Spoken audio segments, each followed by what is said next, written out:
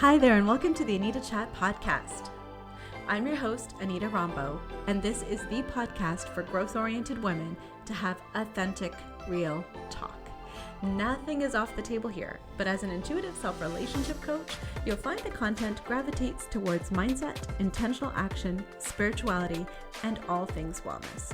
So if you're ready to learn, laugh, show up, and glow up to be the best version of yourself, grab your favorite bevy, settle in, and we've got lots to chat about. Hey there, and welcome to another episode of I Need to Chat. Today, I need to chat about growth, or rather, outgrowth. Let's be honest, this is a topic that I find most of us don't talk about.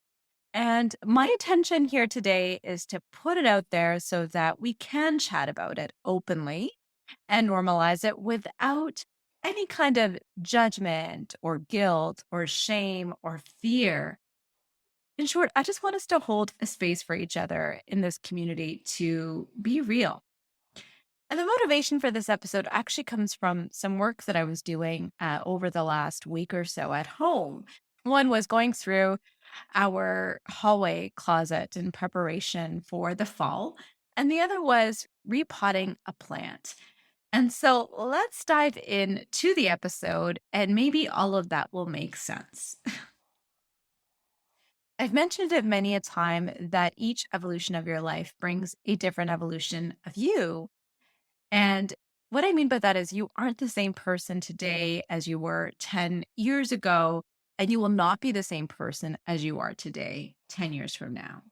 And that's simply because we are on a constant journey of reinvention. And as we reinvent ourselves, we will need to leave some things behind. And it could be parts of our old selves or identities. They could be friendships, careers, views, and beliefs. And rightfully so, those transitions or leaving some things behind can bring up a ton of emotions and a lot of feels and feel very uncomfortable. For example, we may feel bad or scared or guilty for leaving something that we've previously been all in on. We may not understand why we have this change of heart or desire to go in another direction. We may not even know what direction we're going in. And so that there's this fear of the unknown as well that makes us feel uncomfortable. We may feel guilty for having these feelings that we can't really explain, especially when it comes to things like our relationships.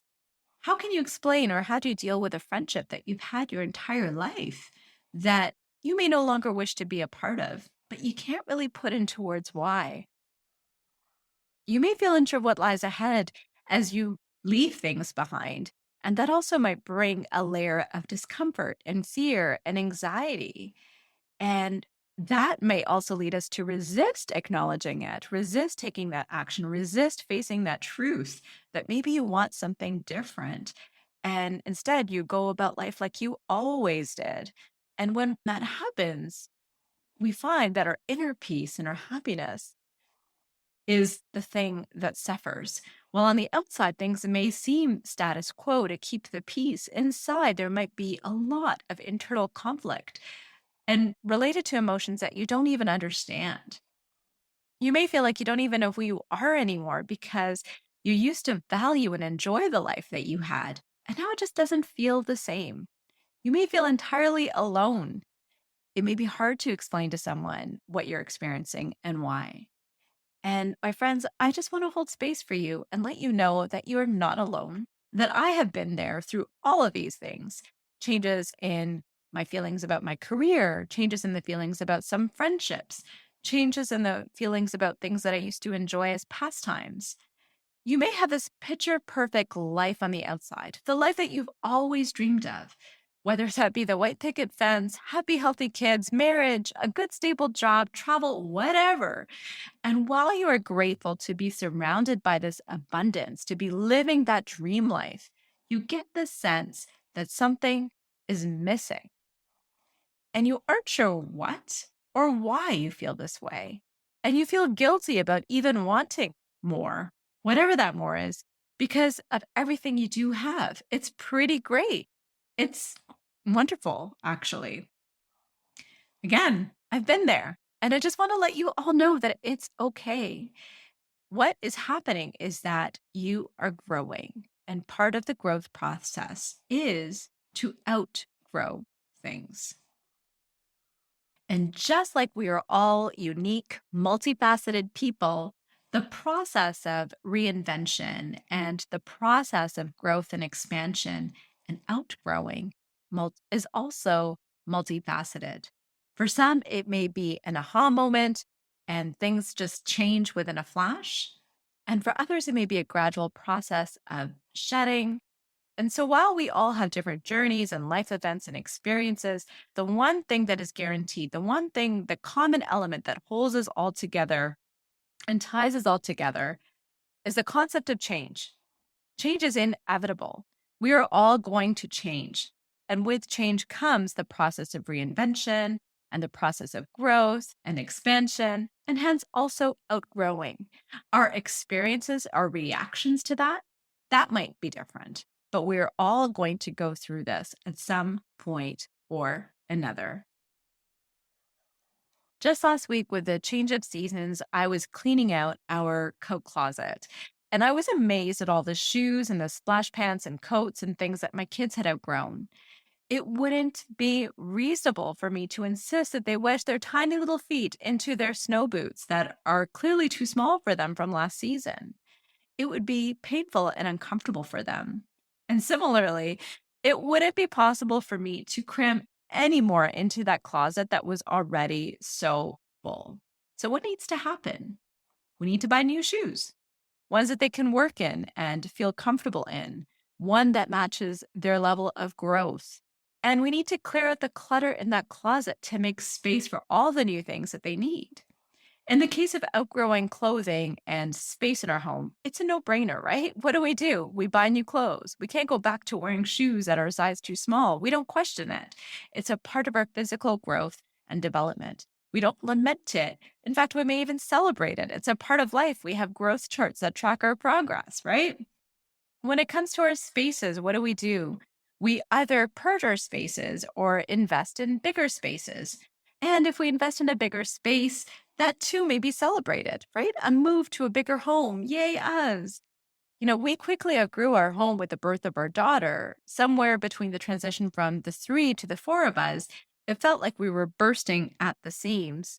And while it was a bittersweet transition to leave that home that our kids were born into and took their first steps in, I loved that home. We also celebrated this transition and were looking forward to what was to come. When it comes to careers, when we outgrow our growth and development, what happens at a job? We no longer feel challenged. We feel bored. We feel stifled and stuck. We look for promotions where we are or work for another company. We never look back and wish we were still in that job that we could do in our sleep. Most of us eagerly look forward to that job that is the next rung on the corporate ladder, the one with a fatter paycheck, the one that's going to require that next evolution of you. And you get to bring the skills and the experience that you've mastered from your previous jobs into this role and build upon them in a new way. We celebrate that promotion. While these shifts that I've talked about are expected and potentially even celebrated, why don't we do that for ourselves? Our identities, our soul growth. Why do we feel this guilt and selfishness for wanting more out of our lives? Why do we expect unrealistically that our identities, our beliefs, our wants, our needs all should remain the same throughout life? It's also completely normal and natural to experience changes in these domains too. Our growth in these areas is also something to expect and potentially celebrate. So too, while something in our lives served as, felt comfortable, felt natural, there will come a time when it doesn't. And going through the motions of keeping it in our life will not feel as good anymore. We need to get rid of all that doesn't serve us to make room for all that is to come. And as a part of that process, we don't toss everything. We get to do a deep dive and see what feels good and aligned and true to us, like the cozy sweatpants, and keep that and give ourselves permission to let go of all that does not, like that scratchy, itchy, woolly sweater. We simply can't bring it all with us. nor would we want to, because it would bog us down. Imagine carrying around our limiting beliefs that we've outgrown and our new empowering beliefs. That would take up way too much headspace, right? Or is there anyone else tuning in that's gotten a promotion at a company but had to straddle two jobs during a transition for a brief period where you have to do your new job and also hold down the fort at your old job? You know, been there, done that, worn that t-shirt, and I can tell you it's not sustainable for you to perform two jobs at the same time. And eventually, everybody needs to cut the cord and you need to move on to your new life, and your team needs to learn to fill in the gap that you've left behind and work without you. A few weeks ago, I got the opportunity to get around to doing some projects that involved gardening and houseplants. Now, I do not have a green thumb, but I love plants. And I have a nice collection of plants that are very difficult to kill and that are very resilient, like, for example, snake plants. And I had one snake plant in particular that we've had for a while, and it was just looking really tired lately, and I had no idea what to do to revive it. I wasn't doing anything differently, and it was fine all these other years. And all of a sudden, it just kind of started looking really dreary. And a good friend of mine came over for a visit, and she took one look at the plant and she said, "Anita, you need to repot that thing. It's in a pot that's way too small for it." And to be honest, I didn't even know that was a thing. So just about 2 weekends ago, I finally got around to repotting that plant. And I found myself a pot that I liked. And, as I was literally uprooting it from its home and unearthing it and looking at all the roots that had grown and were firmly entrenched and held in place in the soil, and moving it and transplanting it to a new home with fresh new soil so that it could establish new roots and grow. The whole topic of outgrowth came back into my mind. And I will tell you that that was just a week or two ago, but already this plant seems perkier and so much healthier. I thought it was just such a great reminder from nature that, again, while uprooting and unearthing our foundations and planting ourselves somewhere else may seem traumatic and may seem drastic and definitely uncomfortable, it's really good for us in the end. We need it to keep growing. So you, my friend, are meant to grow. You are meant to play bigger. You are meant to live a life that feels aligned and exciting, maybe even a bit scary. You are meant to feel challenged, and the best parts of you get to come along for the ride. And on that note, I want to share with you this quote that resonates with me so deeply and profoundly on so many levels. It's from a name. I may have butchered the name, but the quote is, "And the day came when the risk to remain tight in a bud was more painful than the risk it took to blossom." So, my friends, if you want some support in breaking out of that messy middle to that next level of you, if you want to feel more confident, in control, and sure of who you are and what you want, I would love to invite you to a free 1-hour coaching session with me. Check out the episode description for details. And with that, friends, I'll chat with you next week. Bye for now. Thank you so much for tuning into this episode of the Anita Chat podcast. If you haven't taken a minute to leave a review, I would absolutely love to hear from you. All you need to do is to search for the show, click your star rating, and type in a few words. Also, if there's a specific topic you'd like to see covered in this podcast, if you'd like me to be your coach, or if you want to just chat, feel free to send me an email or shoot me a message through my IG, which you'll find in the show notes. The show notes will also contain any links to the freebies that were referenced in this episode. Until next time, friends, it's been great chatting with you.